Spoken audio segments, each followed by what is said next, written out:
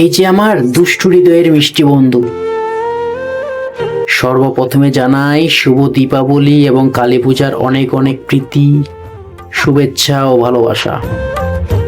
আশা করি তুমি ভালো আছো এবং সুস্থ আছো।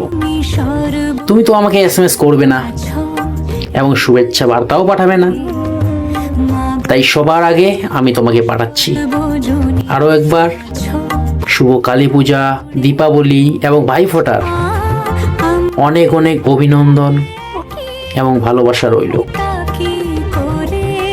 খুব ভালো থেকো, নিজের পরিবারের এবং নিজের খেয়াল রেখো। আর এই মেসেজটি তোমার আপনজনদের অবশ্যই শেয়ার করো।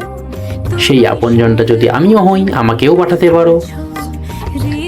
এবং এই SMS-টি শেয়ার করার পর যার কাছে যত বেশি রিপ্লাই আসবে, সেই মানুষটা তত বেশি ভাগ্যবান, কারণ ভালোবাসার মানুষের অভাব নেই।